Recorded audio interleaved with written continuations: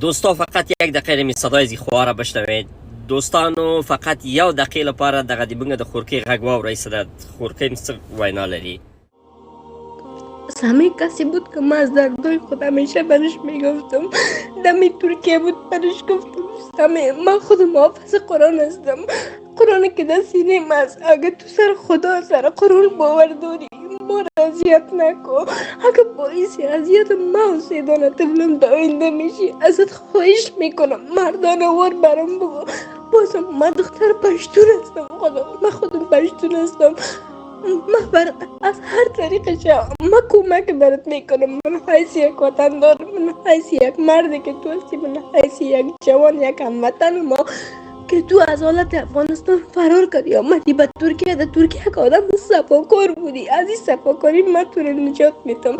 یعنی من با وجود با تن ضعیف خود، با تنه که تنها زندگی کرده، با تنه که خدمت سه دانه طفل یتیم میکنه، این زمان من هم پدر هستم به طفلم و هم مادر هستم. یعنی با این وجود خود که هزاران درد و خنجر کشیدم بازم ما به این خود سالم میگرفتم و میگفتم با وجود دردیدیم بازم ما در خدمت تو هستم. یعنی این که حتی دنیم راه هم قبل از ایتالیا پول خواست باز دوباره برش روان کردم. حتی فیشش هم دارم، اسناد ازش دارم، همه چیز پیش خود دارم. هر باری که برش پول روان کردیم مدرک ازش دارم.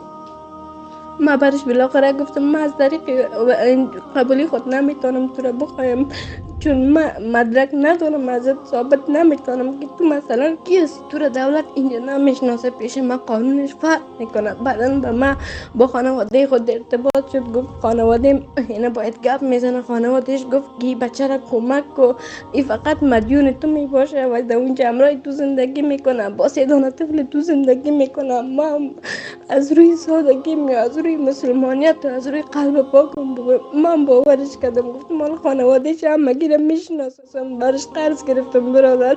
وقتی که قرض گرفتم برش ای آمد وارد اروپا شد. امی که بالمان رسید برادر خانوادهش هم مرا بلاک کرد، خودش هم مرا بلاک کرد، همه گیشون مرا بلاک کرد. یعنی یکی نیست جواب مرا بده چی دلیل داشت. دلیلش فقط میخوایم برام بگوید یا ما قدر بقیه پول مرا بده. من دیگه هیچ چیز ازش نمیخوایم چون او پول خیلی بر ما با ارزش است. چرا که ما حق سه دانه یتیم خدا گرفتیم به این دادیم. در این شرایط فعلی که در اروپا من خودم زندگی میکنم یعنی خودم با اقتصاد خود میجنگم. اینجا نام خودش سمی غفوری است، نام پدرش هم ستار است ولی نام خودش غفوری بود.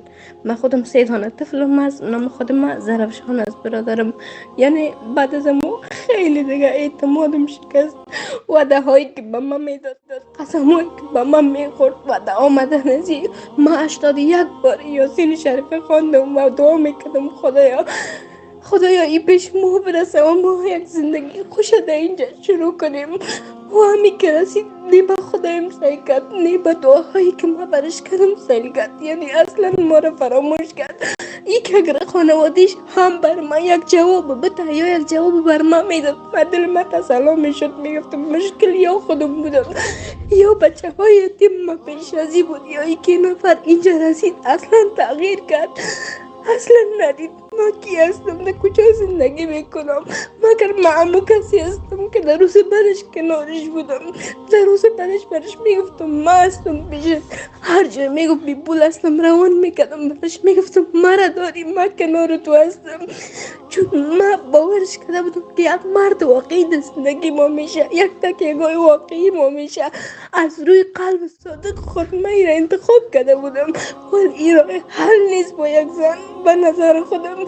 یعنی خیلی یک نامردی کلان است. خیلی هم تابت لبد خدا با حال داد من این توفیق توانه نده که با قلب یک زن با قلب یک دختر یعنی با حس سه دانه طفله که برش پدر میگفت پدر گفتن خیلی یک کلمه مقدس است بازی کنه گاهی حد بازی کنه گاهی حد یک نفر چی تو میتونه فیلم بسازه همه چیزه.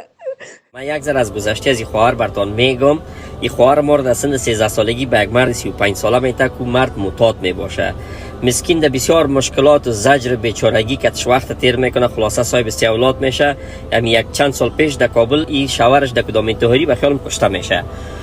خب بالاخره این خواهر ما تفلکای خود گرفته حرکت میکنه می طرف آلمان. تقریبا 2 سال قبل با این بچه که در ترکیه می باشد، یکی از خواهرزاده‌های از این خواهر ما از افغانستان زنگ میزنه که اینی بچه ویزی ترکیه را میکشه. خب برای که زنگ میزنه، این نفر هم که میبینه که از آلمان زنگ زده، خلاصه این خواهر ما را تعقیب میکنه. خب برزی میگه که من تو را عروسی میکنم، امروز من تو را میگیرم که پدر اولادایت میشم، که این میشم کان میشم. خب وعده چرب برزی میته. 4,500 یورو را خو یکی برش رای میکنه، 500 یورو هم دیگر رای میکنه. خلاصه مطلب میگه در یک پاده یک گاو مرداری میکنه، نام تمام گوار چی میکنه بد میکنه. خب از وقتی که اینی قسم انسانای نامرد در دنیا پیدا شده، با واقعیت نام مردای افغان بد میکنن. افسوس کمی انسانای بی غیرت در میز پیشانیشان نوشته می بود که فلانی بی غیرت، کمی فهمیده میشد که کی مرد است کی نامرد. به هر صورت اسمت است سمیع غفوری، نام پدرت است ستار غفوری، خانه تان فعلا در کابل در خیرخانه در لیسه مریم می باشه. نام بچه خالیت از جمشید، فعلا در آلمان رسیدی. 1 هفته من تو را وقت میتم. 1 هفته بعد اگر تو حاضر نشدی، جواب ندادی، مکسای خودت وایسای پدرت و مکمل خلاصه در سوشال میدیا میکشم. دورمو افغانایی که در 4 اطرافت است، توسط زورمو افغانا بیادبی معاف باشه، بیادبی معاف باشه. خب گمش کو زده میارم تو پیش کمره استادت میکنن، فهمیدی، و این پیسه از پیش وصول میکنن. دغه ځوان څه ګوري سمیع غفوري نومیږي، پخوا په ترکیه کې و. دغه خورکۍ څه ده، د یوه کونډه ده، تقریبا 15,000 یورو ورسره کومک کړی. خو په دې دغه هیله څه دا دې سره نکاح کوي، واده کوي، خو بالاخره څه اروپا ته رسیږي، جرمني ته رسیږي، ټلیفون یې بندوي، د خورکۍ بلاکوي. نو فی الحال په جرمني کې ده. 1 هفته مې ورته وخت ورکړی که پر بل هفتې پورې دې ما ته مسج ونه کړي یا زنګ یې ونه واخه، زه دې عکسونه راوباسم سوشل میډیا ته، تاسو ته معرفي کوم. بیا تاسو دغه یو کومک وکړئ، څه دغه سړی راته حاضر کړئ، څه تر څو دغه پیسې د کونډې خور څه ده، دغه یتیمانو حق څه ده، دغه سړي نه باید موږ وصول کړو. اول زه په تاسو باندې غږ کوم، سرشمایی که در آلمان هستین، که نام مرد میگیرین، که گپ از مردانگی، گپ از غیرت میزنین، اول صدا سرشما میکنم. من با شما که صدا مرا جواب ندادین، باز خدا انشالله مهربان است، من هستم، زنده هستم. تکت میکنم میام خودم آلمان.